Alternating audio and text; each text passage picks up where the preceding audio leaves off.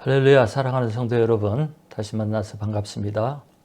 오늘은 십자가의 능력이라는 제목으로 말씀을 전하도록 하겠습니다.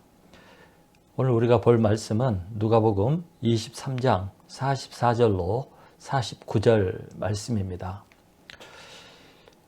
오늘 말씀을 보면 예수님께서 십자가를 지고 사형장인 골고다에 이르게 되었습니다. 그런 다음 예수님은 십자가에 누워진 다음에 손과 발에 못이 박히고 그런 다음 십자가가 세워지게 되었습니다. 예수님은 십자가에 달려서 처절한 고통을 받게 되었습니다. 그때가 아침 9시였습니다. 그리고 44절을 보면 제6시, 지금으로 말하면 12시입니다. 정오입니다. 그때 갑자기 해가 빛을 잃고 하늘이 어두워지기 시작했습니다. 온 땅에 어두움이 임한 것입니다. 이것이 정오에 시작해서 그때 시간으로 9시인 오후 3시까지 계속 되었습니다. 그리고 46절을 보면 오후 3시쯤에 예수님께서 큰 소리로 아버지여 내 영혼을 아버지 손에 부탁하나이다 이렇게 외치신 다음에 운명하셨습니다. 죽으신 것입니다. 여러분, 예수님은 이 스토리를 쭉 살펴보고 읽어보면 예수님은 아무런 힘도 써보지 못하고 정말 무기력하게 죽었습니다. 이 죽기 전에 예수님은 심한 조롱과 또 비웃음과 비방과 멸시와 모욕을 당했습니다. 그리고 채찍질 당했습니다. 그런 다음 끌려와서 못이 박힌 채 죽고 말았습니다. 예수님의 죽는 모습은 참으로 비참합니다. 또 엄청난 고통을 당하면서 힘없이 죽으셨습니다. 근데 원래 예수님이 이런 분이었습니까? 그런 분이 아니셨죠. 예수님은 이렇게 무기력하고 무능력한, 그리고 이렇게 비참하게 죽을 수밖에 없는 그런 존재가 아니었습니다. 우리가 복음서를 읽어보면 예수님은 3년 동안 엄청난 능력을 가지고 엄청난 능력을 행하신, 능력이 있고 권세가 있는 그런 분이었습니다. 자신이 하나님의 아들이고 신이고 하나님의 능력을 가진 그런 분이라는 것을 여러 가지 모습으로 보여주셨습니다. 여러분, 예수님은 수많은 병든 사람들, 의학으로는 고칠 수 없는 고질병, 이런 병들을 깨끗하게 고쳐주었습니다. 중풍병자도 고치시고요. 또 문둥병자도 고쳐주시고 심지어 죽은 자도 살려주셨습니다. 뿐만 아니라 귀신 들린 수많은 사람들, 귀신에 붙잡혀가지고 험한 인생을 사는 미친 사람들을 귀신을 쫓아내주고 구원해 주었습니다. 또 예수님은 5,000명이 넘는 수많은 무리들을 빵 5개와 물고기 2마리로 배불리 먹이신 그 창조의 능력을 가지신 분이었고요. 또 파도를 잠잠케 하고 무리를 거르신 그런 초자연적인 능력을 가진 그런 분이었습니다.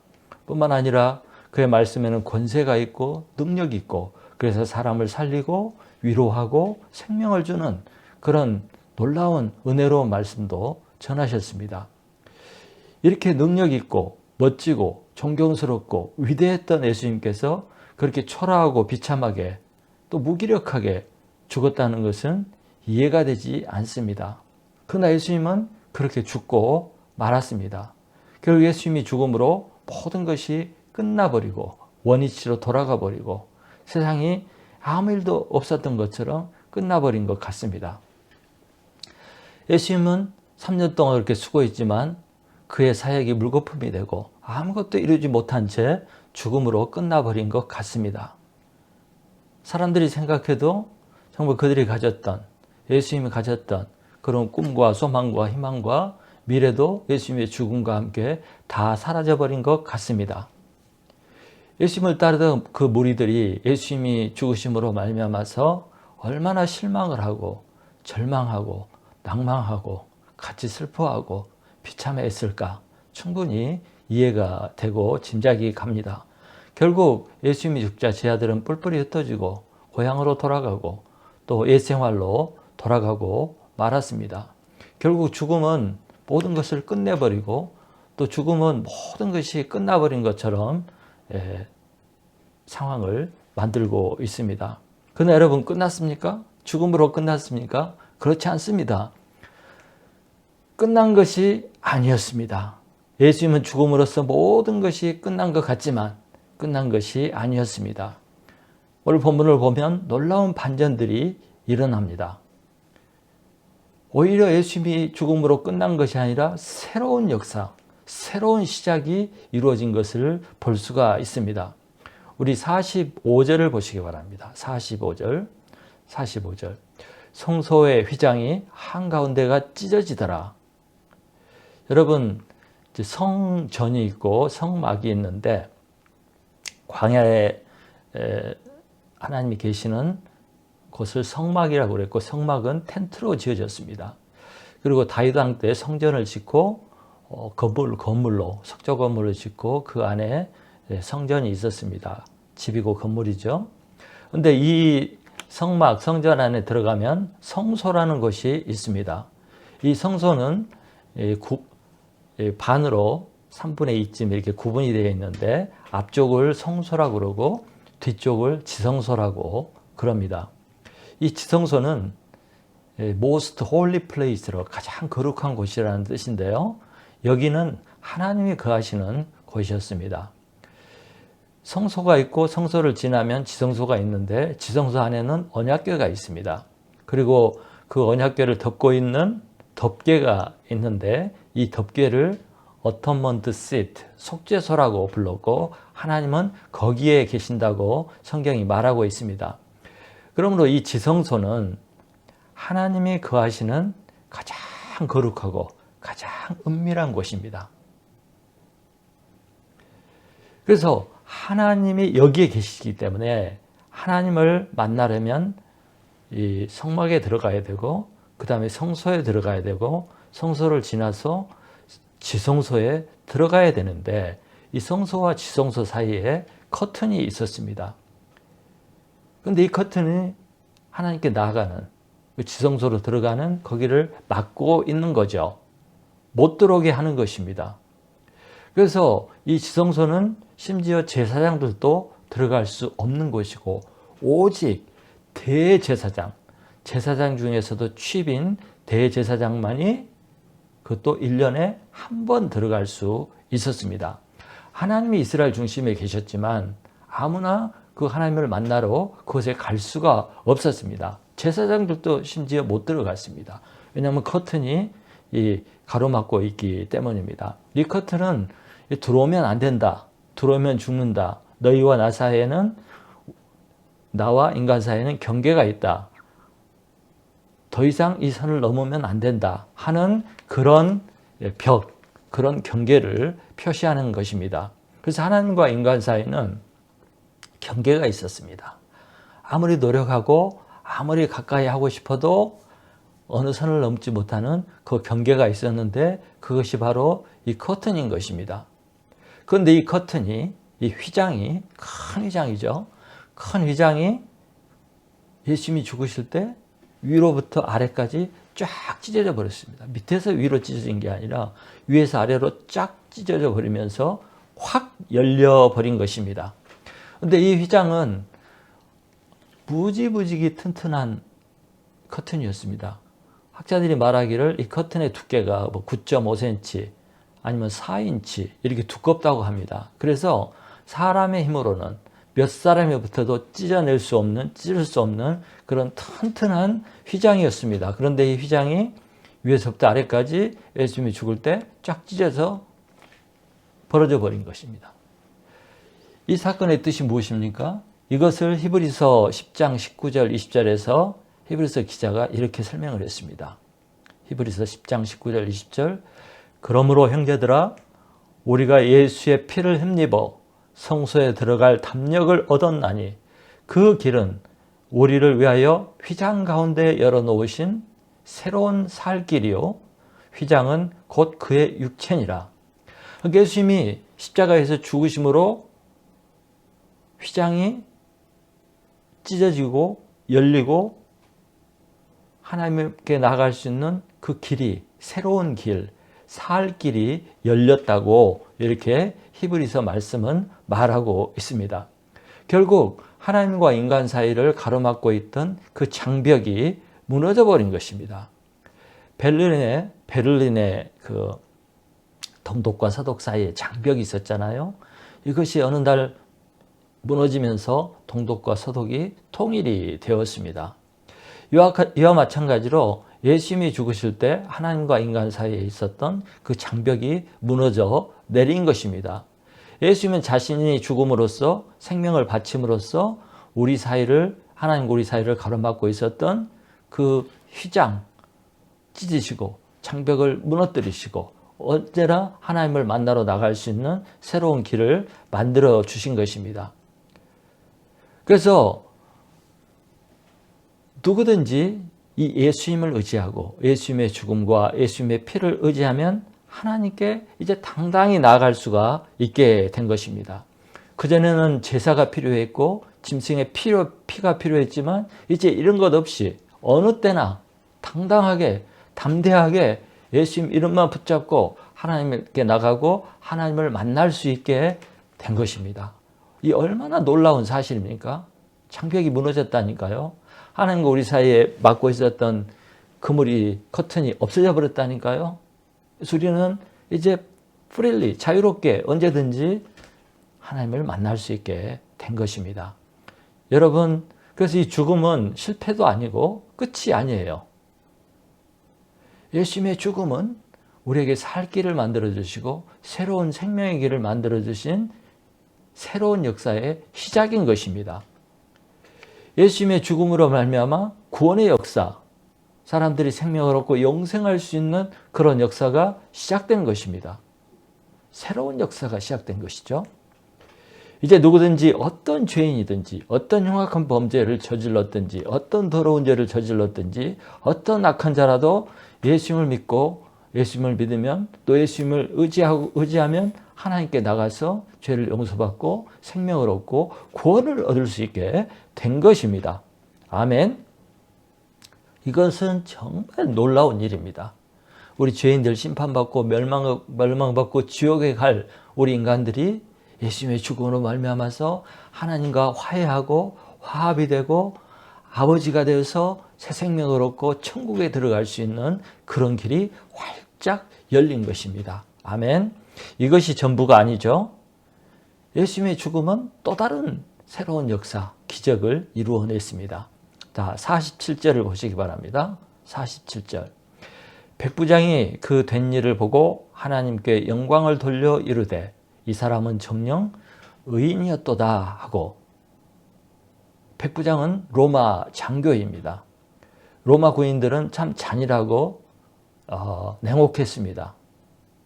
이 백부장은 그 중에서도 100명을 거느린 장교로서 이 사형을 집행한 그 당사자입니다.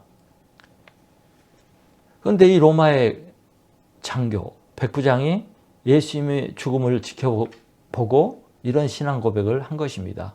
이 사람은 정녕 의인이었도다. 의인은 예수님을 말합니다. 메시아의 별명입니다. 또 다른 성경에서는 그는 실로 하나님의 아들이었도다 라고 고백했다고 나옵니다.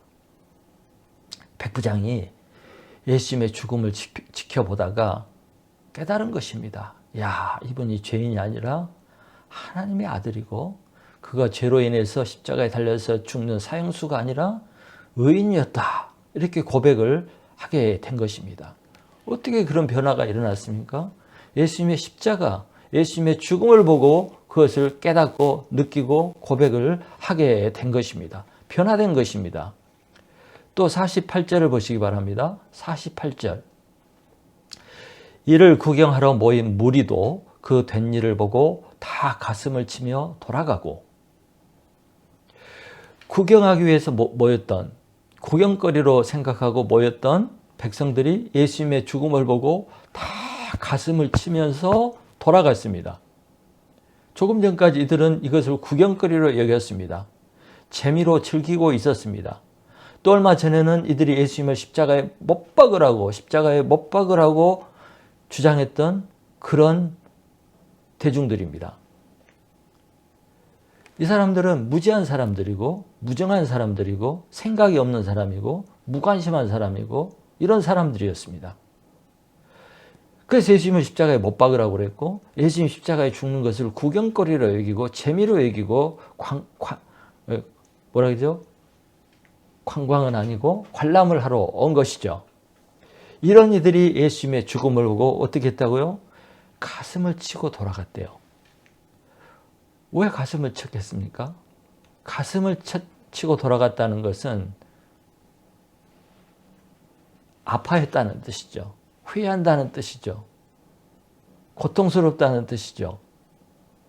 그래서 이들은 자신들이 저지른 그 행동과 했던 말과 모습들이 잘못되었다는 것을 깨닫고 큰 죄를 지었다는 것을 깨닫고 뭔가 정말 일을 잘못했다는 것을 깨닫고 가슴을 치며 애통하며 돌아갔다는 것을 말하고 있는 것입니다. 자기들이 죄인이라고 깨달은 거죠. 자기들이 뭔가 큰 잘못을 했고 하나님 앞에 엄청난 죄를 지었다고 느끼고 돌아간 것입니다. 이 말은 예수님의 죽음을 보고 그들이 자기의 죄를 발견하고 회개하고 고통을 받으면서 돌아갔다는 뜻이죠. 이들은 분명 오순절 이후에 제자들의 메시지를 듣고 수많은 사람들이 회개하고 돌아왔는데 그 중에 이 사람들이 일부가 되었을 것입니다. 이들이 초대교회 성도들이 되었을 것입니다. 오늘 말씀을 보면 이 예수님의 죽음은 얼마나 능력이 있는지 알 수가 있습니다. 예수님의 죽음은 인간과 하나님 사이에 있었던 그 장벽을 무너뜨려 버렸습니다. 문을 활짝 열어버렸습니다. 또 예수님의 죽음은 강팍한 사람들, 죄를 죄로 여기지도 않고 알지 못한 사람들, 무지한 사람들이 죄를 깨닫고 마음을 열고 애통하고 회개하고 이제 하나님께 돌아오는 그런 역사를 만들게 되었습니다. 결국 예수님의 죽음은 실패인 것 같지만 실패가 아니었습니다. 끝난 것 같았지만 끝난 것이 아니었습니다. 예수님의 죽음은 새로운 시작이었고 놀라운 승리였던 것입니다. 그래서 이 십자가에는 참으로 놀라운 능력과 비밀이 있다는 것을 알 수가 있습니다. 참 십자가는 신비로운 것입니다. 십자가에는 능력이 있습니다.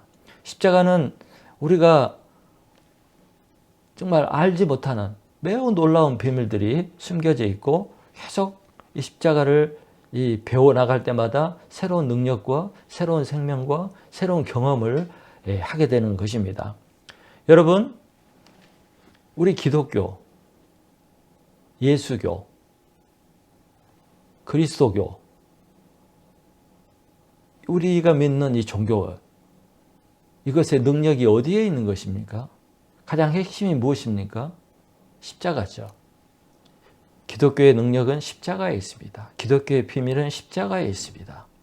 기독교의 핵심과 가르침은 십자가입니다. 그래서 우리는 십자가를 자랑하고 십자가를 가르칩니다. 여러분 생각해 보세요. 세상의 어떤 종교도 자기들이 믿는 그 믿음의 대상을 이렇게 초라하고 비참하고 무능력하고 무력한 그런 존재로 만들지 않습니다. 그래서 세상의 어떤 종교도 자기가 믿는 대상이 이렇게 비참하게 죽었다고 죽음을 자랑하는 종교는 없습니다. 어떤 종교도 자기가 믿는 그 믿음의 대상이 비참하게 죽었다. 또 그 비참한 죽음을 교리로 삼아서 가르치는 그런 종교는 없습니다. 다 잘됐다고 그러고 다 깨달았다고 그러고 놀라운 사람이라고 그러고 흠이 없는 사람이라고 그러고 뭐 대단한 사람으로 이렇게 표현하죠. 근데 기독교는 예수님이 죽음을 얘기해요. 그 비참하고 초라하고 정말 고통스러운 저주의 십자가 죽음을 가르치고 그걸 핵심 교리로 삼고 그걸 자랑하는 종교가 기독교입니다. 고린도전서 1장 23절은 그래서 이런 말씀이 있어요. 고린도전서 1장 23절에 우리는 십자가에 못 박힌 그리스도를 전하니 유대인에게는 꺼리는 것이요 이방인에게는 미련한 것이로되. 생각해 보세요.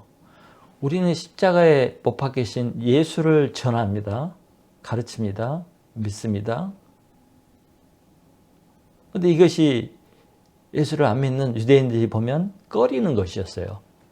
예수님이 유대인이었지만 십자가의 사형 선고를 받고 십자가에서 처형된 그 예수라는 분이 뭐가 자랑스럽겠어요? 꺼리는 것이죠. 말하고 싶지 않은 것이죠. 또 이방인들, 똑똑한 이방인들에게는 이게 미련한 것이에요. 아이고, 니들 어떻게 사형 선고 받고 십자가에서 죽은 그 죄수를 자랑하냐? 뭐 그런 걸 가르치냐? 그 사람들 볼 때 미쳤구나, 어리석구나 이렇게 얘기한다는 거죠. 그 말이 사실이죠. 여러분, 십자가는 사형을 집행하는 그 사형의 형틀입니다. 사형 집행 방법의 하나죠.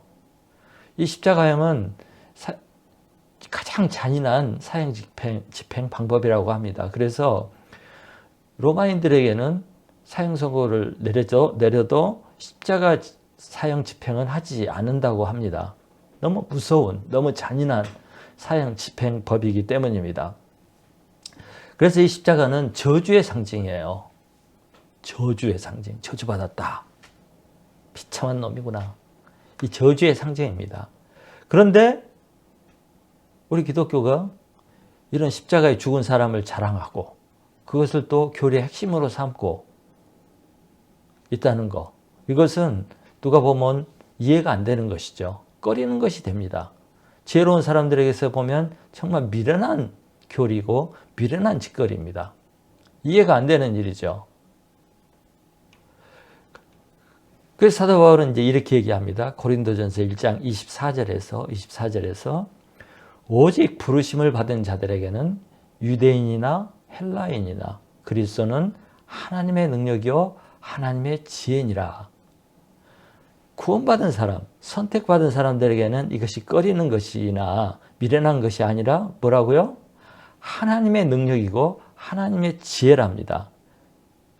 하나님의 능력이 보이고 이게 하나님의 지혜로운 방법이구나 하는 것을 깨닫게 된다는 거고 믿는 사람들은 그렇게 이해가 되는 것입니다.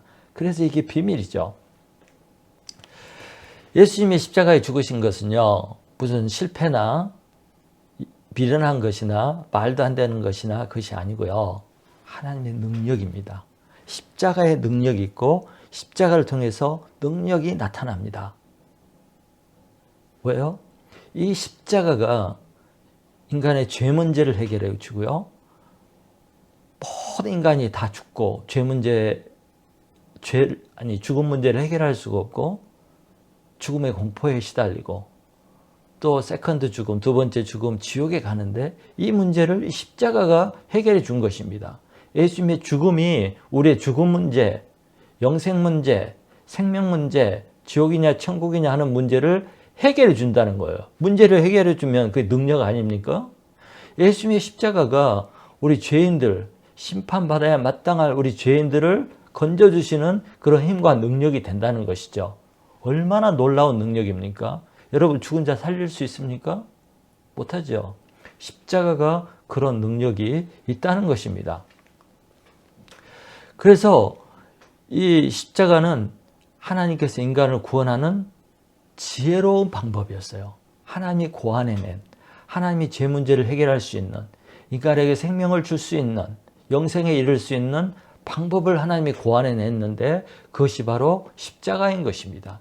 사람이 만든 지혜가 아니고 이게 하나님의 지혜라는 것이에요. 그래서 우리 기독교의 핵심은 예수 그리스도의 십자가의 죽으심과 예수 그리스도의 부활입니다. 예수님의 죽음이 없고 예수님의 죽음을 강조하지 않고 예수님의 죽음을 말하지 않는 죽음이 빠진 기독교는 있을 수가 없는 것입니다. 왜냐하면 죽음이 능력이기 때문에 그렇습니다. 죽음이, 예수님의 죽음이 우리의 구원이고 생명이기 때문에 이 십자가가 없으면 기독교가 아니고 십자가가 없으면 구원도 생명도 없는 것입니다. 그래서 예수님은 이것을 이렇게 설명했어요. 요한복음 12장 24절에서 이렇게 설명했습니다. 내가 진실로 진실로 너희에게 이르노니 한 알의 밀이 땅에 떨어져 죽지 아니하면 한 알 그대로 있고 죽으면 많은 열매를 맺느니라. 밀알의 씨가 땅에 묻히지 않고 그대로 있으면 한 알 그대로 있다가 언젠가는 그 생명까지 없어져 버립니다. 그런데 이 밀알이 땅에 묻혀요. 그리고 죽죠. 썩어지는 거죠. 그런데 거기서 생명이 나오고 이 한 톨의 밀알에서 수많은 밀알이 이제 열매 맺게 되고 또 이 밀알이 죽고 거기에서 또 수백 배, 수천 배 또 생명이 나오는 거죠. 그래서 죽음으로 말미암아서 땅에 묻히는 거, 장사되는 거죠. 이렇게 함으로 말미암아서 거기서 생명이 나오는 것입니다. 이와 마찬가지로 예수님이 죽음으로써, 예수님이 죽고 무덤에 묻힘으로써 수많은 생명들이 살아나게 되었습니다. 그래서 기독교의 진리는 죽음으로써 생명이 온다는 것입니다. 죽으면 끝나는 것이 아니라 죽음은 멸망이 아니고 실패가 아니고 죽을 때 죽음으로써 생명이 나온다. 생명이 살아난다. 이것이 기독교의 진리입니다. 예수님께서 죽으심으로 어떻게 됐어요? 예수님 한 사람이 죽으심으로 말미암아서 지난 2000년 동안 수많은 사람들이 구원을 얻고 영생을 얻고 천국에 갔을 뿐만 아니라 이 땅에서 사는 날 동안도 죽음의 지배를 받지 않고 죽음의 공포를 이기고 삶의 생명과 평안과 안정과 소망을 가지고 풍성한 삶을, 풍성한 생명을 누리는 그런 삶을 살게 되었습니다. 수많은 사람들이, 수많은 영혼들이 지난 2000년 동안 이 예수님 때문에 생명을 얻고 이 땅에서 생명을 누리며 살 수 있었던 것입니다. 수많은 사람들이 이 예수님을 통해서 어둠과 절망과 아픔과 고통과 방황과 이런 데서 구원을 받고 변화가 되었어요. 그것만 해도 놀라운 사실이죠. 뿐만 아니라 죽음 이후에 부활해서 천국에 들어갈 수 있게 된 것입니다. 자, 저는 오늘 말씀을 통해서 예수님의 십자가의 능력에 대해서 이렇게 말씀을 나눴습니다. 예수님의 죽으심으로 말미암아 그에게서 능력이 나와서 우리가 생명을 얻게 되고 구원을 얻게 되고 또 예수님의 죽으심은 끝이 아니라 새로운 시작이다. 살 길이 열렸다. 이런 말씀을 이제 나눴습니다. 그러면 여기서 우리가 배워야 할 교훈들이 무엇일까요? 저는 세 가지로 생각을 해봤습니다. 첫째, 우리 기독교인들은, 우리 예수 믿는 사람들은 철저하게 십자가를 자랑하고 십자가를 바라보고 살아야 한다는 것이에요. 십자가가 무엇입니까? 희생이죠. 십자가는 자기를 죽이는 것입니다. 십자가는 자기를 포기하는 것이에요. 이게 힘들죠. 자기를 죽이고 자기를 포기하고 자기를 희생하고 자기를 낮추고 이거 정말 힘든 거죠. 하기 싫은 거죠. 그런데 우리가 예수 그리스도를 믿는다는 것은 이렇게 하는 거예요. 십자가를 실천하는 겁니다. 삶에서. 그런데 이런 실천, 이런 십자가의 가르침, 십자가의 진리가 없다면, 이걸 배우지 않는다면 그건 더 이상 기독교가 아니고 기독교인이라고 말하기 힘듭니다. 십자가를 자랑하지 않고 십자가 중심으로 살지 않고 십자가 정신을 따르지 않는다면 그건 올바른 신앙이 절대로 될 수가 없습니다. 그런 점에서 십자가는 가르치지 않고 십자가 신앙 가르치지 않고 뭐 기복신앙, 예수 믿으면 복 받는다, 잘 된다, 형통하다, 번영신앙, 뭐 부자가 된다, 뭐 이런 거, 만사 형통하다, 이렇게 가르치는 것은 어긋난 가르침입니다. 잘못된 가르침입니다. 우리 기독교는 예수님의 죽음을 강조하고 예수님의 희생과 헌신을 강조한 만큼 우리도 거기를 따르는 것이고 그렇게 사는 것이 십자가 신앙이고 그것이 성경이 가르치고 강조하고 있는 것입니다. 여러분, 십자가가 없는 기독교, 십자가의 정신을 따르지 않는 기독교, 또 그런 성도들 반드시 타락하게 되어 있습니다. 교회도 타락하고 개인도 타락하게 되어 있습니다. 십자가가 중심에 있지 않고 십자가 정신으로 교회가 서지 않고 개인이 서지 않으면 반드시 잘못되게 되어 있습니다. 그 결과는 세상 길, 넓은 길, 세상이 추구하는 그런 것들을 따라가다가 결국 멸망에 이르는 것입니다. 여러분, 역사적으로 기독교는 잘 가다가 이런 십자가 신앙을 버리고 부와 권력과 명예를 추구하고 또 이런 것을 얻은 다음에 기득권이 되었을 때 타락했습니다. 십자가 신앙을 갖지 않을 때 세상 부와 명예를 추구하고 권력을 추구하고 권력과 짜가고 그래서 높은 자리에 있고 기득권이 되었을 때 기독교는 쇠퇴하고 망하고 세상의 조롱거리가 되었습니다. 개인적인 신앙도 마찬가지입니다. 이런 십자가 신앙을 떠날 때 그걸 바라보지 않을 때 반드시 타락하고 반드시 침체하고 멸망의 길로 갈 수밖에 없습니다. 그러므로 우리는 날마다 십자가에 달리신 예수님을 바라봐야 됩니다. 그 예수님의 죽음을 생각하고 십자가를 예수님의 죽음을 예수님의 십자가의 삶을 내 삶에 적용하고 신앙생활을 해야 됩니다. 그리고 이 십자가를 전하고 가르쳐야 됩니다. 그럴 때 우리가 올바른 신앙생활을 끝까지 할 수 있고 내가 속한 교회와 또 우리 기독교가 끝까지 세상의 빛과 소금으로서 역할을 감당하고 세상을 구원하는 이 사명을 감당할 수가 있는 것입니다. 십자가는 절대 필요합니다. 두 번째 우리가 배워야 될 것은 항상 십자가 앞에서 자신을 보아야 한다는 것입니다. 십자가 앞에 서서 자기를 보아야 한다는 것입니다. 오늘 백부장과 백성들은 예수님은 악이다. 예수님은 악한 자다. 예수님은 나쁜 사람이다. 세상을 혼란케 하고 거짓 사상을 가르치고 또 뭐라 그러죠? 악한 짓을 한 그런 사람이라고 생각을 하고 죽어야 된다고 심판을 해야 된다고 사형을 시켜야 된다고 이렇게 생각한 사람들이었고 너무나 예수님이 죽는 것을 당연히 여겼던 사람들입니다. 여러분, 나쁜 것은 척결해야죠. 잘못한 것은 고쳐야죠. 악은 버려야죠. 악인은 심판을 해야죠. 그러나 문제는 백부장이나 무리들, 종교 지지자들은 다 자신들은 악한 자라고 생각을 안 했습니다. 자기들은 잘하고 있고 자기들은 의롭고 선하고 자기들은 괜찮은 사람, 죄 없는 사람, 십자가에 안 달리는 그런 괜찮은 사람이라고 생각을 했습니다. 이들은 자신의 악과 자신의 죄는 보지 못한 것입니다. 그리고 남은 정죄하고 판단하고 죽어야 되고 벌받아야 되고 나쁜 놈이라 하고 이렇게 생각하고 있었습니다. 이것은 뭐냐면 사람들이 자기 자신을 보지 못한다는 것이고 자기 자신에 대해서는 너무 모른다는 거예요. 몰라서 무지해서 알지 못해서 자기는 다른 사람이라고 생각하고 괜찮은 사람이라고 생각하고 남을 정죄하고 남을 판단하고 남을 심판하려고 막 나섭니다.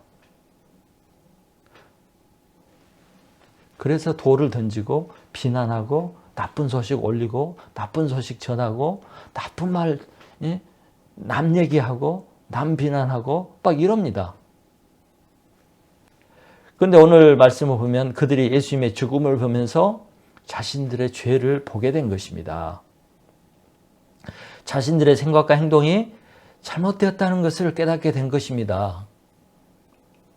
자신들이 얼마나 잘못했는지, 얼마나 나쁜 짓을 했는지, 무죄한 자를 죽이고 무죄한 자를 비난하고 무죄한 자를 정죄하고 무죄한 자가 당하는 그 고통과 아픔을 즐기고 그러면서 자기는 안 그렇다고 생각하고 이런 것을 깨달은 거예요. 자기가 무슨 짓을 지금 저질렀는지 얼마나 악한 짓을 했는지를 깨달은 거예요. 그래서 가슴을 치고 돌아갔습니다. 예수님의 십자가를 바라보니까 자기 모습이 보인 것입니다. 그래서 여러분 사람이 자기를 알려면 십자가에 달리신 예수님 앞에 서봐야 됩니다. 그러면 자기 모습이 보입니다. 십자가 앞에 서면 오직 하나님과 예수님만 옳고 나는 우리 인간들은 얼마나 악하고 더럽고 위선되고 포악하고 잔인하고 더럽고 포장된 죄인인가 깨닫게 됩니다. 그렇지 않으면 깨달을 수가 없어요. 사람이 사람을 보면 다 착각을 해요. 자기가 괜찮은 사람인 줄 알고. 예수님 십자가에 달리신 예수님을 바라보면 내가 예수를 죽였구나. 내 죄 때문에 예수가 당했구나. 내가 예수님을 십자가로 몰아갔구나. 내 죄가 예수님을 십자가에 달리게 했구나. 내가 죽을 놈이구나. 내가 나쁜 짓을 했구나. 이것이 보인다니까요. 그러면 세상에서 가장 흉악한 죄인이 자기라는 것을 알게 되고 더 이상 남을 비난하고 정죄하고 남을 심판하고 그럴 자격이 없다는 것을 알게 돼요. 십자가에 서기 전까지는 사람들은 정말 자기가 무슨 짓을 하는지 모르고 악한 말들을 해내고 악한 생각을 하고 막 비난을 정죄하고 욕하고 돌 던지고 막 그렇습니다. 돌 맞을 사람이 나예요. 비난받을 사람이 나예요. 정죄받을 사람이 나예요. 십자가에 달릴 사람이 나예요. 그런데 그걸 모르고 막 해대요. 왜? 아직 예수님을 몰라서 그래요. 십자가 앞에 서보지 않았기 때문에 그래요. 십자가에 달리신 예수님을 보지 못했기 때문에 바라보지 못했기 때문에 알지 못하기 때문에 교회를 다니면서도 그런 짓을 하고 그렇게 사는 것입니다. 우리가 예수님의 십자가 앞에 서면 비로소 우리가 구원이 필요한 존재고 내가 얼마나 악한 존재고 심판받아야 마땅할 죄인이구나 하는 것을 깨닫고 예수님께 용서를 빌고 하나님께 구원해 달라고 통곡하고 회개하고 간청하게 되는 것입니다. 주님 앞에 나가게 되는 것입니다. 십자가는 그런 능력이 있습니다. 그래서 우리가 예수님의 십자가 앞에 날마다 서야 돼요. 매일매일 서야 됩니다. 저는 제가 예수 믿기 전에 괜찮은 사람인 줄 알았어요. 차들은 오른쪽 길, 사람들은 왼쪽 길. 그래서 항상 왼쪽 길로 다니려고 애를 쓰고 신호등 잘 지키고 나쁜 말 안 하고 남에게 피해 안 주려고 하고 이런 도덕적인 마음이 아주 충실한 그런 사람이었습니다. 그래서 저는 나 같은 사람만 있으면 세상이 참으로 살만한 세상이 될 수 있다. 이런 생각을 하면서 괜찮은 줄 알았어요. 그러나 제가 성경을 공부하고 예수님을 알게 되고 예수님 앞에 십자가 앞에 서니까 나 같은 죄인이 없더라고요. 가장 흉악하고 가장 더럽고 정말 정죄와 심판을 받아야 되고 정말 숨을 곳이 없을 만큼 피할 수 없는 그런 죄인이더라고요. 그래서 제가 얼마나 큰 죄인인가, 얼마나 악한 죄인인가를 비로소 알게 되었고 그래서 예수님을 찾고 구원과 영생을 얻게 되는 축복을 받게 된 것입니다. 우리가 십자가 앞에 서야 됩니다. 세 번째 우리들에게 가르쳐주는 교훈은 죽음이 있는 곳에 생명의 역사가 시작된다. 죽음이 있는 곳에 생명의 역사가 있다. 이것을 가르쳐주고 있습니다. 기독교의 가르침은 십자가입니다. 그것은 죽어야 살고 죽음이 있는 곳에 생명이 있다는 것입니다. 그것을 예수님이 자기 삶으로 또 자기 자신의 죽음으로 몸소 실천하시고 보여주셨습니다. 아까도 얘기했지만 예수님이 죽음으로 말미암아서 구원을 얻고 영생을 얻고 살아난 역사가 일어났습니다. 하나는 미리 땅에 떨어져 죽자 많은 열매를 맺은 것처럼 예수님이 죽음으로 말미암아서 죽음의 권세가 물러가고 멸망과 절망에 있던 영혼들이 살아나고 구원과 영생을 얻게 된 것입니다. 그래서 죽는 곳에 죽어야 생명이 시작되고 생명의 역사가 일어나는 것입니다. 그런데 세상은 이와 반대로 말하고 반대로 생각합니다. 지면 망하고, 손해보고, 지면 손해보고, 또 지면 패배한다고 생각합니다. 양보하고 또 포기하고 내가 자존심 버리고 죽으면 망할 것으로 생각을 합니다. 그래서 사람들은 이겨야만 된다고, 절대적으로 포기하면 안 된다고, 절대적으로 양보하면 안 된다고, 이 싸움의 생존의 전쟁에서 이겨야 된다고, 남을 짓밟고서라도, 남을 모함해서라도, 남이 없는 죄까지라도 만들어서 남을 멸망시켜야, 남을 죽여야 내가 산다고 이렇게 생각하고 사는 세상입니다. 우리가 정치에서 그거 보잖아요. 자기 살기 위해서 무고한 자를 비방하고 막 죽이잖아요. 그래서 우리는 내가 살기 위해서 남이 죽어야 되고, 내가 죽으면 절대 안 되는 이런 사고방식을 갖고 살아가고 있는데, 이것이 세상의 법칙이고 생존의 법칙입니다. 그렇기 때문에 세상에는 생명이 없어요. 살아나는 역사가 없어요. 어둠이 지배하고요, 악이 지배하고요. 그래서 전부 고통받고 신음하고 두려워하고 걱정한 그런 세상이 돼버리고, 그런 속에서 우리가 살아가고 있습니다. 소망이 없어요. 소망이 없어요. 그런데 우리 예수님의 가르침, 기독교의 가르침은 정반대입니다. 예수님이 죽으심으로 수많은 생명을 살렸듯이, 예수님이 죽음으로써 세상에 소망이 생기고 새로운 살 길이 생기고 생명이 살아나듯이, 성경은 우리도 예수님처럼 죽어라, 희생해라, 양보해라, 져라, 너 자신을 포기해라, 이렇게 가르치는 것입니다. 그래서 이 예수님의 가르침처럼 우리 크리스찬들이 자신을 버리고 죽으면, 포기하면 생명의 역사가 일어나게 됩니다. 그래서 예수 믿는 내가 정말 자존심도 죽이고 손해도 보고 변명도 안 하고 비난도 안 하고 참고 자신을 죽이면 살아나는 역사가 일어납니다. 자식이 살아나고요, 가족이 살아나고, 배우자가 살아나고, 가정이 살아나게 됩니다. 또 교회가 살아납니다. 교회가 살면 사회가 살아나고 나라가 살아나게 됩니다. 결국 내가 죽고 내가 십자가의 가르침을 실천하면 내 주위에 생명의 역사가 일어나고 내 주위에 있는 공동체가 살아나게 되는 것입니다. 그래서 우리는 내 자신의 자존심 버려야 됩니다. 명예도 포기해야 합니다. 또 손해볼 때 손해볼 줄 알아야 됩니다. 자신의 성질 죽여야 됩니다. 심지어 나를 나타내고 싶은 그 욕심, 인정도 버려야 됩니다. 그래서 이런 식으로 내가 나를 포기하고 죽으면 다 살아납니다. 그러면 나는 죽나요? 나도 살아나게 되고 많은 열매를 얻는 축복된 삶을 살게 되는 것입니다. 여러분, 한 국가가, 한 나라가 침체에 빠지고 분열과 다툼에 아비규환의 상황이 되고 타락에 가고 험한 세상이 되어가는 이유는 불신자, 하나님을 안 믿는 사람 때문이 아니에요. 그들은 옛날부터 지금까지 그렇게 살고 있어요. 문제는 크리스찬들에게 있습니다. 그런 세상을 바꾸라고 우리 크리스찬들을 이 땅에 두셨는데, 우리 크리스찬들이 십자가를 버려버리고 십자가의 진리를 따르지 않을 때 세상이 계속 그렇게 악한 세상으로 돌아가게 되는 것입니다. 요즘 기독교인들은 어떻습니까?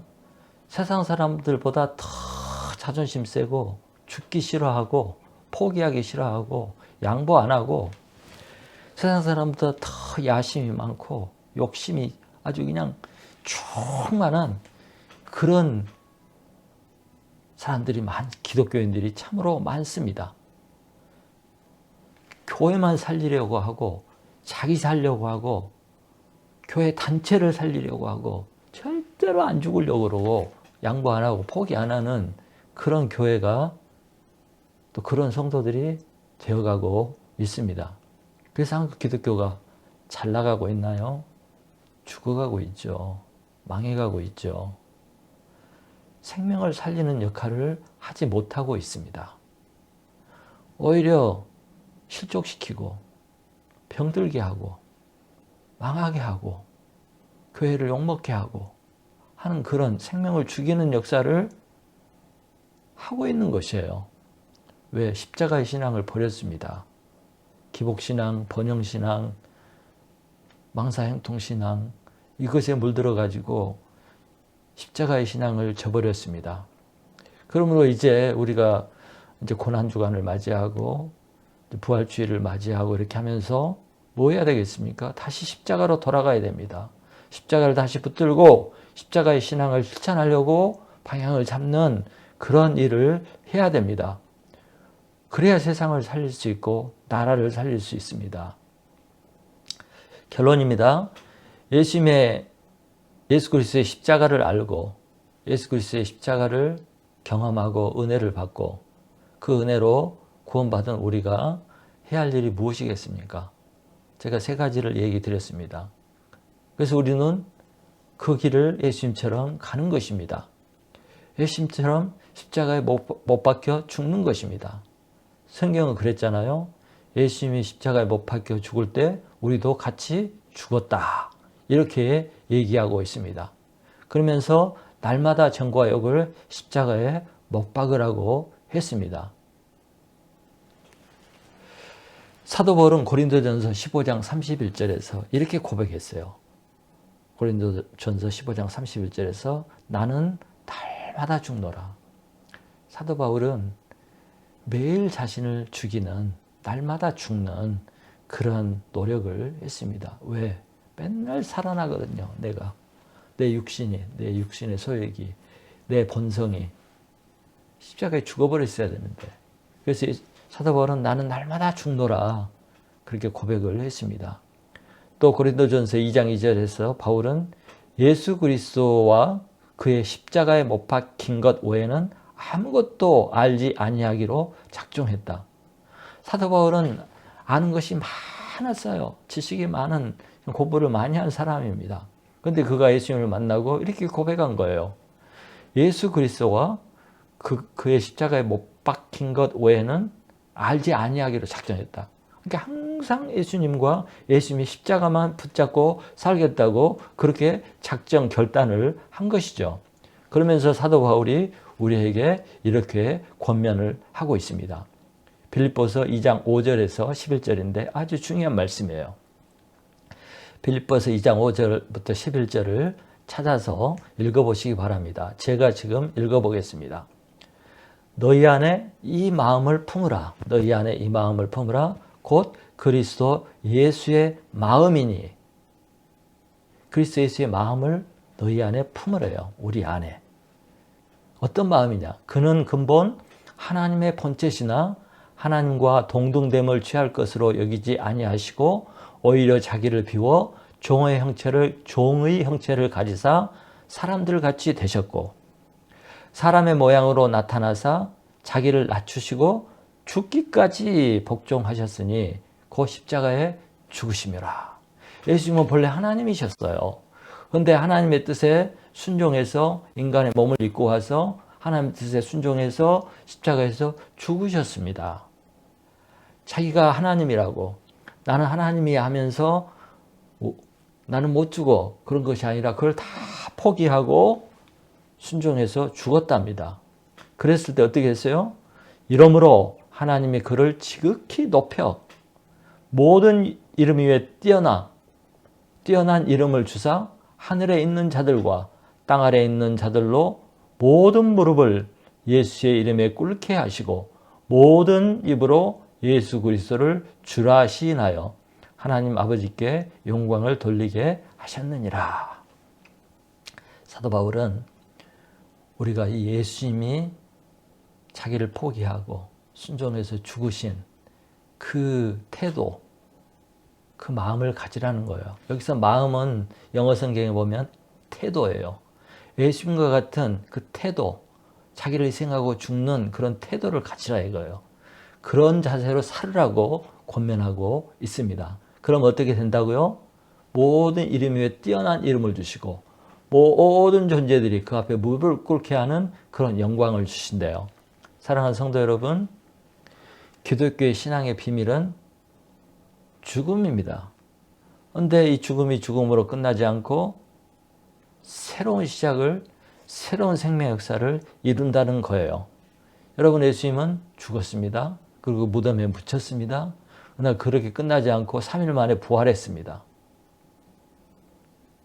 그래서 예수님과 함께 죽은 자들, 자기를 희생하고 손해보고 낮아지고 복종한 이런 사람들에게 무엇이 주어집니까?